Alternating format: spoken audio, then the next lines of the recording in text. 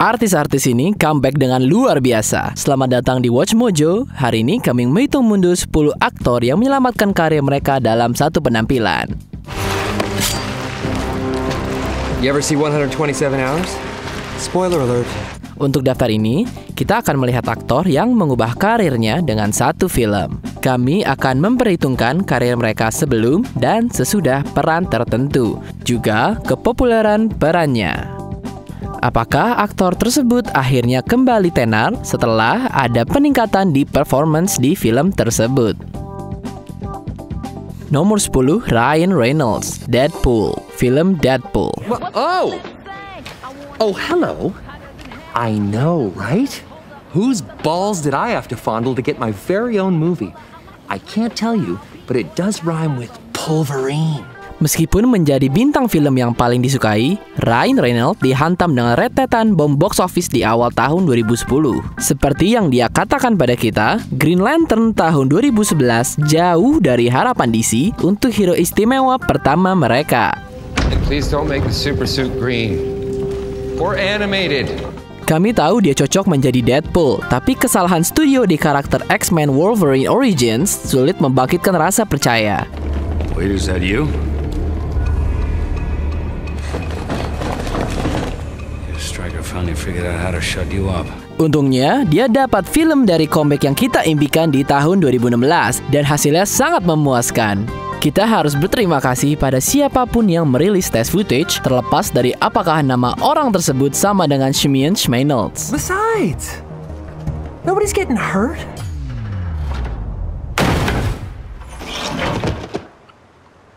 That guy was already up there when I got here. Nomor 9, Keanu Reeves, John Wick. John Wick. You working again? No, just sorting some stuff out. Oh, well. I'll leave you be then. Good night, John. Good night, Jimmy.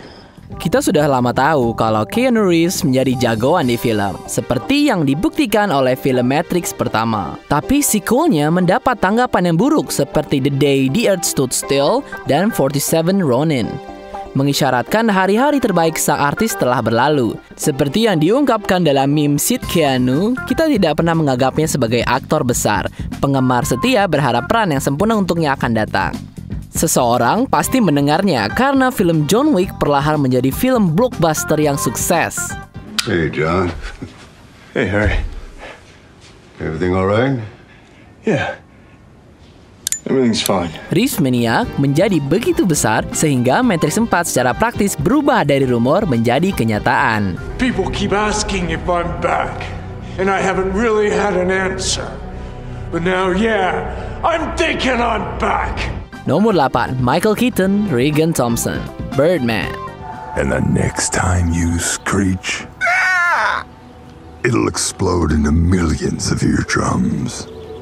You'll glimmer on thousands of screens around the globe. Dulu, orang-orang skeptis terhadap casting Keaton sebagai Cape Crusader dalam film Batman. Meskipun banyak yang takjub ketika melihat Michael Keaton menjadi Batman di big screen, akan tetapi Keaton meninggalkan franchise-nya, yang secara signifikan menjadi lebih buruk karena Keaton melakukan Jack Frost.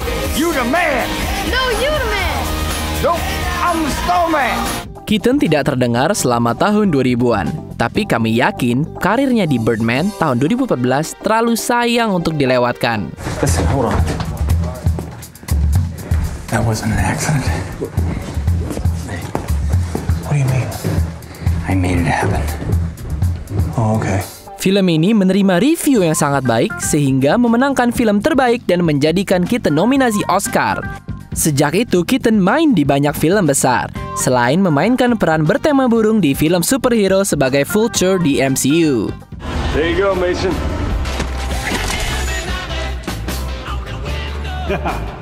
Business is good. Nomor 7, Matthew McConaughey, Ron Woodruff, Dallas Buyer Club. Screw the FDA. I'm going to be DOA. What, I gotta sue the hospital to get my medicine? Sebagian besar karirnya, Matthew McConaughey diejek karena membuat komedi romantis, dari Failure to Launch hingga Ghost of Girlfriend's Past. It had been the end of me. So I cut it short. Kemudian, karir Matthew bangkit kembali, dimulai perlahan dengan film-film seperti The Lincoln Lawyer dan Mud, di mana McConaughey menunjukkan kemampuan aktingnya yang luar biasa. Puncaknya, tahun 2013, dia memberikan penampilan yang benar-benar luar biasa di Dallas Buyers Club, sehingga menerima banyak penghargaan yang berpuncak pada Oscar sebagai aktor terbaik. Sekarang, Matthew McConaughey membintangi proyek-proyek serius seperti Interstellar dan True Detective, yang menjadi taktik pemasaran yang baik untuk nama dia. Dan kami hanya bisa katakan, alright. Nomor 6, Mickey Rourke, Marv, Sin City. No reason at all to play it quiet. No reason to play it anyway but my way. Mungkin banyak pendapat nominasi Oscar-nya di 2008 The Wrestler menempatkan Mickey Rourke kembali ke puncak karirnya. Menurut kami, momen itu terjadi di 2005 dengan Sin City-nya Frank Miller.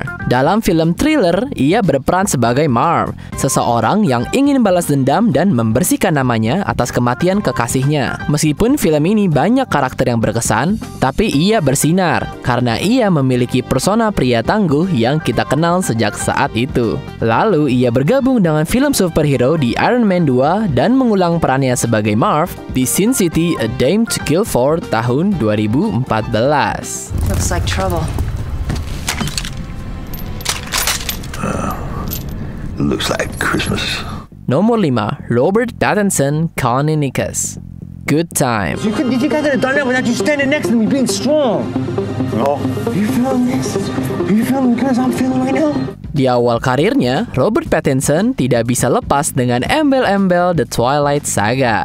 Meskipun banyak yang membela perannya dengan alasan sumber materi Twilight yang buruk, Pattinson menghabiskan waktu membersihkan namanya, mendapatkan penghasilan yang tidak besar untuk film-film indie yang kurang terkenal. Untungnya orang-orang merekognisi keahliannya di film 2017 dengan Good Time. I think I was a dog in a previous life. In fact, I know I was. That's why they love me so much. Pattinson memberikan penampilan luar biasa sebagai penjahat yang selalu kabur di New York City. Dan juga The Lighthouse memberi Pattinson kebebasan melakukan apapun yang dia inginkan. Dan sepertinya yang dia inginkan adalah menjadi Batman di film selanjutnya. You don't know what I'm talking about at all. Nomor 4, Drew Barrymore, Casey Baker, Scream. Wait, don't hang up. What? I want to talk to you for a second.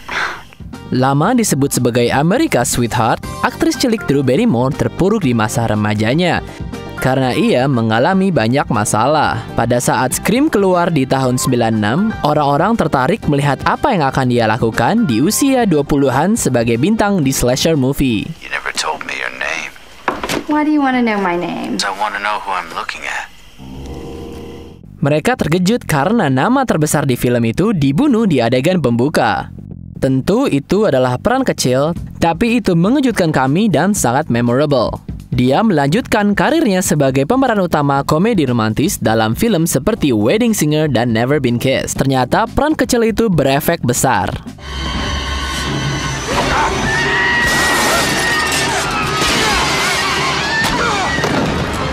Nomor 3, Marlon Brando, Vito Corleone, The Godfather. I'm gonna make him an offer he can't refuse. Semua orang tahu kalau Brando adalah aktor kelas atas dengan penampilannya di Streetcar Named Desire dan On the Waterfront, di mana dia memenangkan Oscar di tahun 55. You don't understand. I could have had class. I could have been a contender. Namun Brando di tahun 60-an semakin terpuruk karena kontrak studio multi-picture yang tidak biasa menyebabkan serangkaian kegagalan yang mengecewakan. Terlepas dari kejelekannya karena sulit diajak kerjasama, Brando melampaui semua kritik di tahun 72 dengan perwujudan mafia Don Vito Corleone dalam Godfather. Look how they massacred my boy. Brando kembali memimpin layar, memenangkan Oscar keduanya, lalu membuktikan bahwa beberapa karya terbaiknya masih unggul dengan Apocalypse Now. Tapi untuk sekarang, kita nggak usah bahas Island of Dr. Moreau deh. This is the most outrageous spectacle I have ever witnessed. Look at yourself. I understand that I must be shocking to you. Nomor 2, John Travolta, Vincent Vega, Pulp Fiction. But you saying a foot massage don't mean nothing. I'm saying it does. And look, I given a million ladies a million foot massages, and they all meant something. Kembali ke tahun 70-an, John Travolta bersinar dengan hit back-to-back di Saturday Night Fever dan Grease. Namun, tahun 80-an tidak begitu baik, karena sequelnya Staying Alive menerima review yang buruk. Well, in case you don't know this, I used to be pretty incredible myself when I lived in Brooklyn. Really? What happened? I moved to Manhattan. Quentin Tarantino sudah biasa membangun kembali karir para bintang yang sudah redup.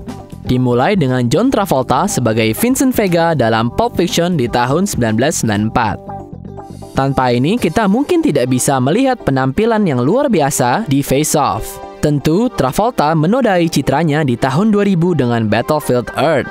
Dan karirnya tidak pernah pulih sepenuhnya. Tapi efek Pulp Fiction layak masuk daftar ini. Now, if you excuse me, I'm gonna go home and have a heart attack. Sebelum kita mengungkap pilihan nomor 1, nih beberapa honorable mention. Adam Sandler, Howard Ratner, Uncut Gems. Karena dia mengubah sikapnya menjadi karakter yang menawan. I know that. I was stupid. I'm done. It means nothing. It meant nothing. Please.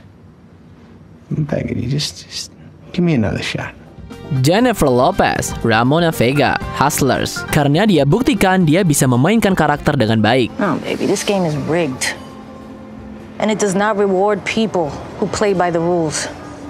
You either stand in the corner or get in the ring. Kristen Stewart, Valentine, Clouds of Sils Maria. Karena dia terlepas dari embel Twilight. The text is like an object.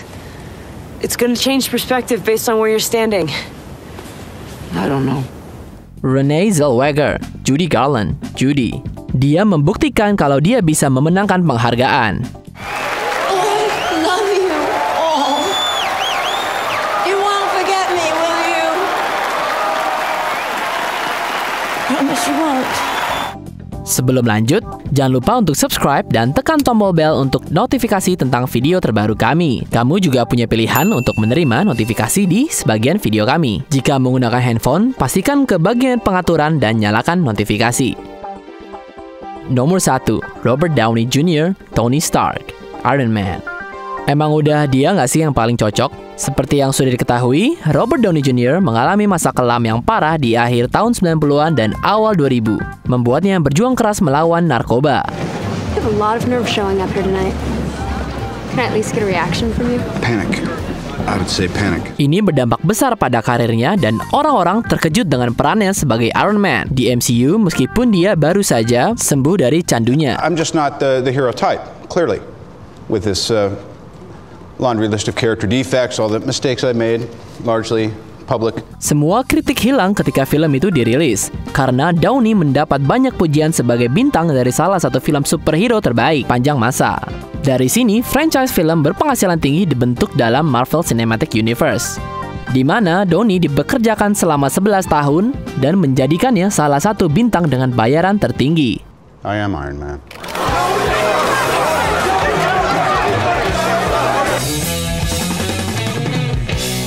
Apakah kamu setuju dengan pilihan kami? Lihat video terbaru lainnya dari Watch Mojo Indonesia dan pastikan untuk subscribe dan nyalakan bel untuk mendapatkan notifikasi.